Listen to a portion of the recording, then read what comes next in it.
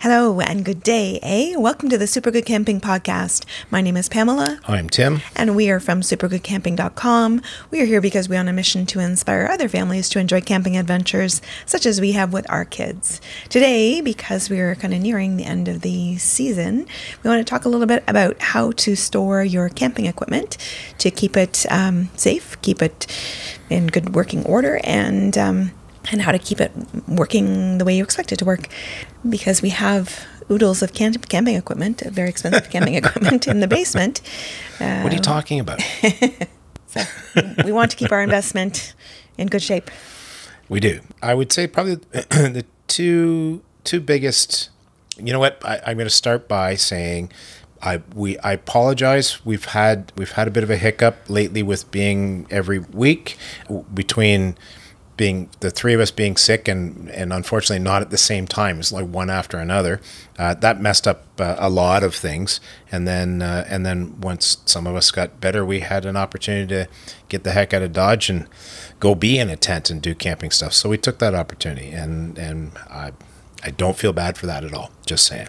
But we're back to it. So for the record, we're doing this episode, and hopefully all the world being true and just, this coming Wednesday, we'll start our trip logs for the trips that Thomas and I just finished, and the world goes back to being right, I guess, right? Yes, it just hasn't been right since you haven't been talking. It hasn't. I know. People miss me. I'm telling you. Okay, so as far as, making your equipment last longer and proper storage, they kind of go part and parcel together. Probably the most important thing, I think, is proper storage.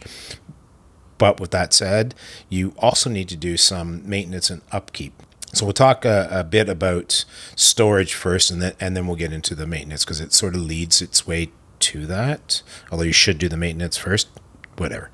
Clean and dry. That's your most important thing. Your gear wants to be clean and dry. If you did a fall camping trip and invariably the last day is when it rains, or the entire trip sometimes if it's late in the fall, you bring it home, you drape it all over your house, apartments, for me, my boiler room and my workshop, and you dry it out, and you dry it out well. Like, don't just throw it up overnight and pray that it's dry in the morning. It won't be. You make sure that it's good and clean. You've swept things out. If you leave a leaf in there that came in with the fall, it's guaranteed to have been damp at the very least. You will have a nice big patch of black mold there in the spring when you open your tent up to use it again, which will make you unhappy at the very least. And sick. And sick, yep. We do stuff like the sleeping bags. If they've gotten, if Thomas and I spent a week in them, they want to go in the wash. They're being nasty. They're not nasty. There is some pungency to them. That's all I'll be willing to say. Odorous. Is that a word? I think so. All right, cool. Once they're all good and dry, pack them away sort of properly. Spend some time reading. There'll be instructions. Like a sleeping bag has a big set of instructions on a tag on the bag itself that the sleeping bag goes into. Read that for about how to make sure that you clean it properly. Pretty sure with down bags, well, you're going to end up using those in the winter. That's my assumption, is that's why you have them. Nonetheless, they don't. I'm pretty sure you're not supposed to roll them like wicked tight, because it actually crushes the down. I think you're supposed to, there's a specific way to roll them. I don't know. I don't have down bags. Yeah, and throw them. So once everything's good, throw them in containers. We use bins that we bought at Canadian Tire. So they, snap-on lids. It keeps them dry, keeps them pest-free. Mice and spiders and silverfish, moths are bad too. Wow, thankfully we haven't run into that. I'd be very unhappy about that. There you go.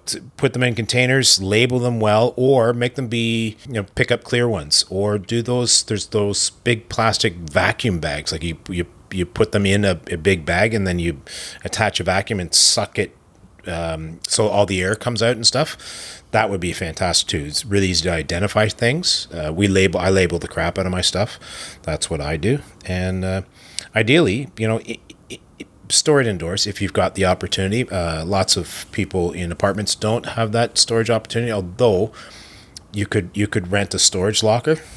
Makes your expensive gear slightly more expensive if you look at it that way. I have the enviable position of being a super, and I have a workshop with some great shelves that hold a lot of camping gear. So there you go. Lots of shelves with lots of camping gear. So we want it to be well ventilated, just because if it's damp and it's not good to air circulation, that's where mold likes that kind of environment, bacteria like that kind of environment. So make sure that it's somewhere that hopefully things get aired out.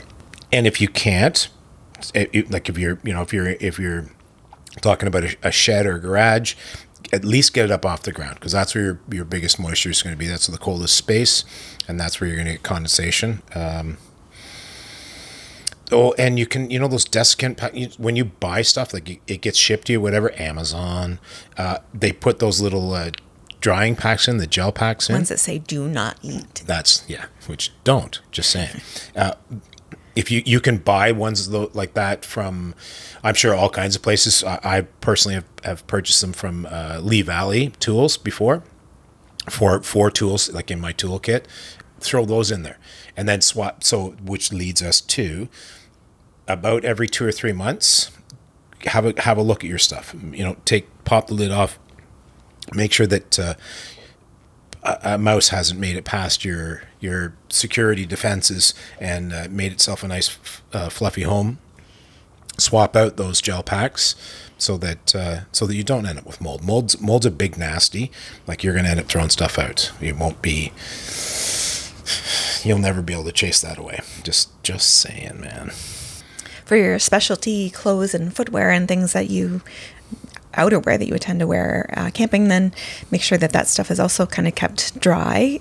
We'll take like liners out of boots and put them over the radiator, put them over a heater, something that, don't set them on fire, but to something to kind of dry them out. Why do I feel like I'm being picked on here? Somebody has put their boots too close to the fire to at least twice dry them out. Rain gear, obviously, if you've worn it in the rain, it's going to be damp, so we want to lay that out somewhere that will get dry as well. We have some fluorescent orange things that Tim wears when they go fall camping so that they don't get shot, but they don't wear it day to day. Yeah, so I make a point of washing it and drying it and making sure that it gets packed away, because that's literally the only thing we use it for. So I don't want to be, where's my Blaze Orange stuff? Not that when the kids help, that doesn't happen anyhow, because I have no idea where they've put it, but that's the thought.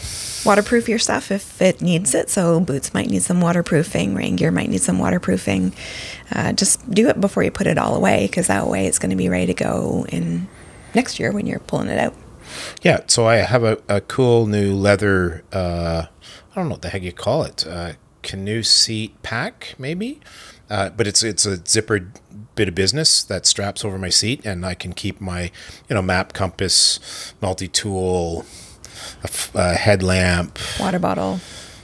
No, I haven't done. No, I'm going to have a chat with the fine gentleman Will from Bowman Gear about, because he's got this cool pack that you strap and you can put a water bottle and all the things in it. So I'm going to have a lot of things, a lot of accoutrements around me when I'm canoeing soon. But yeah, you can do all those things. I want to waterproof it. I'm not positive that it's waterproof, but I would like to waterproof it. I'm sure that I'm fairly certain it is, because it would be kind of silly to make something that goes in a canoe that's not waterproof. But just saying, I'm going to waterproof that this year. Take your backpacks, empty them out. If you've got some snacks still in there, you don't want to leave them in there all winter. Because you know that a kid has left a granola bar in at least one of those pockets. Took 2 bites out of it and just threw it back in the backpack. And it's growing stuff. Yeah. Yep.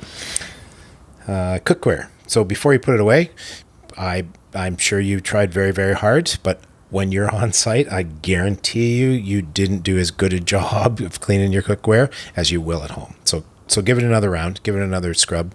Don't throw it in the dishwasher. I see that some manufacturers say that it's fine to do that, and that's fine. follow manufacturer's suggestions. My personal take, discussions with a number of people, is that throwing it in the dishwasher, because you have that, whatever that puck is that you throw in with it, it's a little more abrasive than you doing it with just a soapy solution in your sink. Your non-stick stuff will be slightly less non-stick at some point in the future. And batteries, pull batteries out and or charge them if they're rechargeable batteries, and cycle them through. Yeah, every 3 months or so you want to be recharging. Yeah, whether it's your headlamps or if you've got a lantern for your site, those batteries are going to start. They do bad things, and they rot out. Leach, that's it. They start leaching, and it's going to mess up your lamp itself, the contacts inside of it. Bad for the environment. You're going to try to pull it out with your bare hands, which is going to do bad things to your skin. So just pull them out ahead of time before they go for a crap. It's kind of corrosive, so yeah, very pulling corrosive. it out with your battery bare hands acid. is not a good idea. It's the mob guys use that when they can't put the cement Lye shoes instead of on lye. you. Yeah. So maintaining and upkeeping your equipment just to kind of keep it in top-notch working order. Something might need waterproofing, like a tent. So you camped in it and noticed a bit of a leak somewhere, and before you put it away, and then take it out in the spring and forgot that there was a leak in it. Waterproofing. And then find out that there's a leak in it. Yeah. So Thomas and I, laying in the tent at some point when we were, where were we? Queen Elizabeth II Wildlands, I think. I looked up and I something didn't look right on one of the seams, and I got looking around, and I've got a tent that I have to de-tape and re-seam tape this winter. So I'm sure I won't get around to Christmas, but I'm going to start ordering the kit to re-tape it, this weekend. And if your sleeping pad leaks or your air mattress leaks, so those two, good time to patch them up again before you forgot that was the case next year, and then take it out and end up lying on the ground in the morning. Yeah, you put it on a list, and you flip 14 pages going, yeah, I'll get to that. Yeah, I'll get to that. And then by then you've forgotten. So not that I do that. So this weird thing happens. Gear gets broken. It happens. The one I'd never quite understand is gear gets lost. Nonetheless, it does indeed happen. So order that stuff. Order it early, especially, with supply chains being what they are. Things don't always necessarily, they're not always in stock, or, it's a seasonal deal or whatever. So order it early from the manufacturer, or wherever, Mountain Equipment, Atmosphere, Sale, whatever you need to do. Yeah. And then once you've got your gear all nicely stored, go through it every few months just to see that it remains nicely stored and that something hasn't made a home in there. Top up any of the rechargeable batteries every few months. If it does happen to be damp, then replace the desiccant packs so that it's sucking out some of the moisture.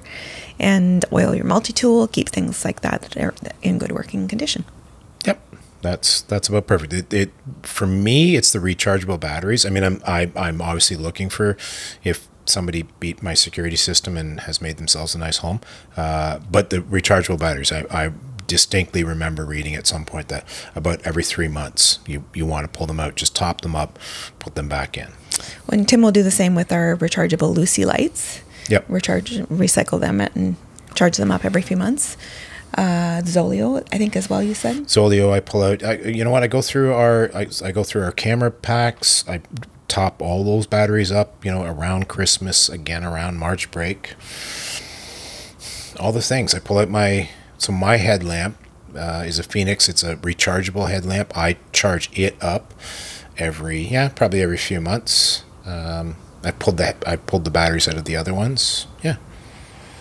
Cool. There you go. That's it for us for today. Thank you so much for listening.